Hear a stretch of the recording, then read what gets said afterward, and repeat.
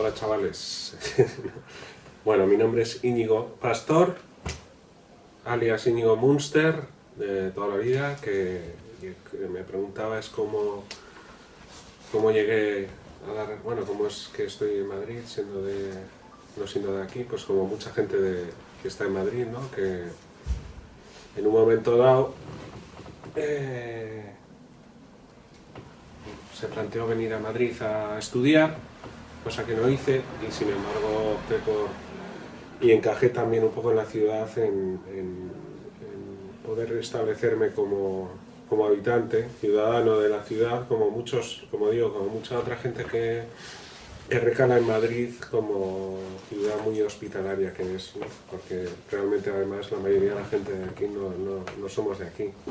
Vine de Santurce, soy un pueblo de Santurce, en la provincia de Vizcaya, al lado de Bilbao. ¿Tocas algún instrumento o tienes un grupo? No, tuve, pero no tocaba tampoco. Tuve un grupo sin tocar instrumento, apenas. Una cuerda de un bajo tocaba, 2 veces. ¿Cómo se llamaba el El grupo? grupo se llamaban los Kenny Harpers. Fue un grupo que tuvimos con Lagarto Irene a mediados de los 90, ¿sí? No, sí, 94, 95. Y nos dedicábamos a ensayar, a tocar por la noche, porque ellos tenían el estudio de grabación Green Drum, que era de los Imposibles, de Paco y tal, que estaba ahí por ópera. Y cuando nos aburríamos o cerraban los bares o así, pues nos íbamos ahí a emular a nuestros héroes, a intentar hacer algo, básicamente, nada, pasarlo bien. La diferencia entre involucrarse o sentirse afectado o influenciado por algo está siempre, yo creo que siempre tiene que haber una figura un poco externa que es la que te introduce a ciertas cosas, ¿no? Yo en mi caso lo tengo súper claro, vamos, yo en mi pueblo había tienda de discos y eso, pero había un amigo bastante mayor que yo que había estado en Londres, que había traído discos, que tenía casetes de cosas impensables, vamos, en aquel momento, y todo eso lo asumí, me influenció enormemente, ¿no? Bueno, Munster surge un poco como tampoco sin mucha pretensión ni nada, porque no jamás pensé que acabaría montando una compañía discográfica, pero bueno, empecé haciendo un fanzine, se llama La herencia de los Munster. Y en el fanzine empezamos a incluir discos, flexidiscos y singles, y con el tiempo paralelamente surgieron varias posibilidades de editar discos, y eso al final es en lo que se convirtió la principal actividad, que es la de editar discos. Esto fue eso, pues más o menos con la llegada mía a Madrid, aproximadamente 87 o así, fue cuando, digamos, la compañía como tal empezó a editar discos, ¿no? La idea siempre fue la de editar cosas editables, no solo entiendo que como cualquier otro sello o compañía, ¿no? o iniciativa, pero en mi caso creo que es un poco, he sido yo la persona quizá responsable del criterio artístico, por decirlo de alguna manera, estético y también empresarial, que nunca me planteé, ya te digo, ni he estudiado ni sé, he sido todo ir aprendiendo, ¿no? Pero lo que es la idea del sello es un poco la misma, es eso, es editar cosas con un perfil que creo que es lo que ha definido también un poco de todos estos años los discos que hemos ido editando. ¿Qué estilos abarca Munster Records y qué frentes tiene abiertos a día de hoy? Claro, Munster empieza eso un poco como la actividad principal. Lo que pasa es que en un momento dado también un poco por una evolución personal y por conocimiento de otros tipos de música y de otros géneros y otras situaciones, también surge la iniciativa de crear una marca paralela, un poco con el mismo criterio de edición y de funcionamiento de Stamp y Soul, en la cual la música no es estrictamente, vamos, está incluso lejos de la raíz rockera, ¿no? Por decirlo de alguna manera, porque hay de todo. Bueno, cuando digo de todo no es de todo, sino es más bien música influenciada por el rollo afroamericano en Estados Unidos, en Latinoamérica, música tropical, música africana, también cosas de jazz y de otro tipo de historias que no entraban estéticamente en Munster y están muy diferenciadas también. Quizás sí, el comienzo del sello estaba más relacionado con editar cosas más afines, próximas, de grupos, digamos, de nuestra época, de aquel momento, ¿no?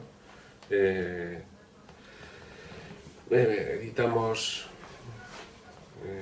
grupos como La Secta, Cerebros Exprimidos, Penelope Trip, Cancer Moon y muchos otros que eran como los grupos, digamos, que existían en ese momento. También en paralelo, digamos que grupos estadounidenses o suecos o australianos con los que estábamos en contacto por el tema del fanzine también fue como más o menos asequible o factible poder editar los discos.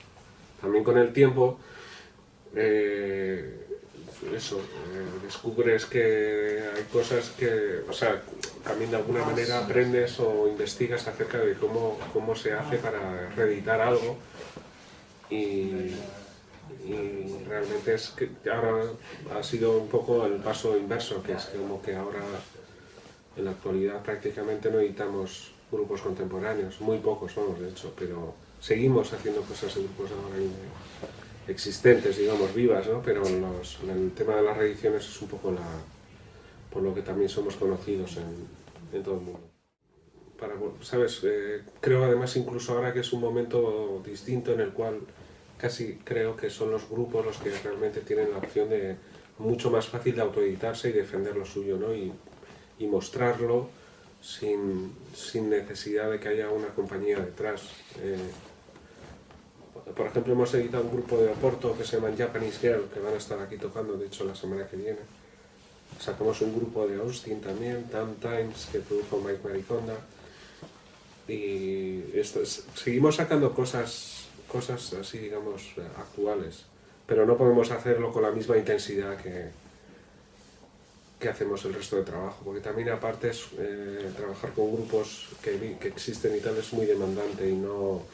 Nosotros, por ejemplo, no trabajamos como la mayoría de las compañías que tienen el tema del management y del merchandising, incluso del editorial de su lado, como para monetizar más con los artistas, ¿no? Entonces, bueno, es así, es un poco una evolución. El espectro es casi infinito, no lo es, pero sí que os quiero decir que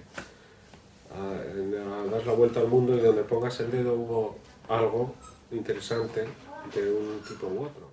Hace años quizá era más eso, lo que tú dices también, aunque sí que hay una parte muy importante de documentación y de archivo existente, pero no solo a nivel personal, sino también de gente que está afín o cercana a nosotros y contactos también que tenemos a través de los cuales tiramos de ciertos hilos y llegamos a dar con discos y catálogos muy interesantes. Sí, claro, yo lo primero que te voy a decir, number one, es que yo estoy súper feliz de hacer lo que hago y creo que es lo único que sería capaz de hacer. Por un lado, también es por el hecho de estar haciendo algo excitante, ¿no? Aunque tiene su parte, eso, negocio real, de realidad, de historias, ¿no? De problemas y complicaciones como cualquier negocio, pero lo que es la parte esa de búsqueda, investigación e incluso cuando llegamos a concretar algunos, porque muchos proyectos no se pueden hacer porque no das bien con el propietario de la obra o no te dan la licencia o lo que sea, pero cuando conseguimos y recibimos el disco ya terminado y hecho de fábrica, pues es muy satisfactorio. Eso es algo que alimenta todo. ¿Crees que existen leyes absurdas en cuanto a derechos de autor, licencias, etcétera, que frenan en cierto modo tu trabajo y el trabajo que pueda estar haciendo otro sello similar al tuyo? algo que se podría mejorar en este sentido. Yo creo que lo que o sea, lo que son las leyes vienen de hace tiempo y no son tampoco achacables. Quiero decir, hay unas normas que, digamos, se han de cumplir, ¿no? Existen situaciones y casos muy particulares en los cuales es imposible denominar quién es el propietario de esa obra. Hay muchas zonas grises, pero no tienen tanto que ver con la ley, sino con situaciones que vienen igual arrastradas de muchos años, ¿no? El problema quizá que le veo yo ahora es que a veces das con ese tipo de gente que tiene catálogos, archivos y demás, sobre todo en grandes compañías, que están muy lejos de lo que era la idea original de las compañías esas cuando se formaron. Quiero decir que ahora las compañías están llevadas por gente de empresas, o sea, de escuelas de negocios y de todo esto que también valoran los proyectos, no los ven rentables y no los tiran para adelante. Entonces, bueno, yo creo que no es tanto, por ejemplo, el tema de derechos de autor, pues es una cosa que yo creo que queda ahí, ¿no? Que es moral. Quiero decir que el hombre o la mujer o la persona que compuso una obra determinada pueda garantizársele. Otra cosa es que ese dinero llegue. Eso es algo que todos sabemos. Pero la idea en sí está bien. Y luego, por supuesto, si hay algún propietario de un copyright que cobre por ello. Pero yo creo que la dificultad y el problema, o lo que a nosotros nos haría la vida más fácil y sobre todo la gente podría tener acceso a mucho más material del que hay, sería si ya te digo que en ciertas compañías pues tuvieran una mentalidad mucho más abierta, artísticamente hablando, digamos, porque también es cierto que muchas de estas cosas que nadie da un duro por ellas hace nada, después acaban convirtiéndose en fenómenos y realmente consigue generar mucho dinero, ¿no? Para algunas compañías. El reconocimiento y todo esto viene más por fuera de España, ¿no? Realmente aquí no hay tanto mercado ni tanta repercusión como la hay en otros lugares, lo cual por un lado te permite también eso, una especie de no compromiso con mogollón de estupidez y tontería que está relacionada con la industria de la música independiente en España, ¿no? El principal mercado vuestro está fuera de España. Sí, claro, absolutamente. ¿Dónde? Pues es un poco también en proporción a cómo están repartidos los mercados a nivel internacional. Lógicamente, el número uno Estados Unidos, después Reino Unido, Alemania, Holanda, Francia, Japón, Australia, van así un poco, es un poco proporcional al volumen de negocio que hay. Estados Unidos funciona guay. ¿Es posible que digamos un revival del vinilo en la actualidad? Lleva tiempo ya, sí. Yo creo que sí que hay un rollo más afectivo hacia el formato, por un lado. También es cierto que con todo el desparrame digital, ya que es como tienes todo cuando quieras, como quieras y demás, creo que se complementa un poco con ese océano enorme, pues una cosa más tangible, que lo puedas ver, que puedas leer y la puedas escuchar. También está mucho el fetiche y demás, pero por alguna razón yo creo que es algo a lo que la gente se está aferrando también, y la industria en sí también, ¿sabes? Como balón de oxígeno, porque el formato físico desaparece, ya no solo, o sea, así como decían que el vinilo hace 15 años no había fábricas apenas, no se editaban discos en vinilo, ninguna compañía grande, incluso de ningún artista, ¿sabes? Sacaba sus discos, ahora parecían, ¿sabes? Ahora es como que al revés, ¿no? Lo que pasa que también es un poco engañoso, porque el porcentaje de crecimiento es enorme, pero de cero, si tú cero lo multiplicas por 100 es cero, ¿no? Quiere decir que se dicen unas cifras así estadísticas muy impresionantes, pero no deja de ser algo muy pequeño comparado con lo que era el comercio, las ediciones de vinilo de hace 20 años. Así. Creo que Yo creo que el precio de un disco ahora, comparado con el precio de un disco hace 20 años, es menor. O sea, tú vas a comprar una novedad del grupo que sea ahora, no te digo una multi, pero un grupo que acaba de sacar su disco, en una tienda, y si llevas ese precio a cuando tú hace 25 años comprabas el single de Ser Museo o lo que fuera, no es mucho más. que no es más, ¿sabes? A sacar caro son euros, son tal. Yo creo que lo que sí que hay es mucho disco que no, como todo, no merece casi ni ser comprado, ni vale lo que pagas por él, porque en muchos casos muchos discos son CDs pasados a vinilo, no hay nada en medio, ¿sabes? Es como... qué sé yo. Y luego a lo mejor otro capítulo puede ser la especulación de determinados coleccionistas o gente que realmente especula con... Claro, ahí lo tienes, los discos que acabas de vender, estos del Record Store Day, si vas a eBay ya están a 3 veces lo que le acabas de vender. ¿Por qué? Pues porque se crean unos mecanismos así de un poco extraños, ¿no? Un falso coleccionismo también, ¿no? Puramente.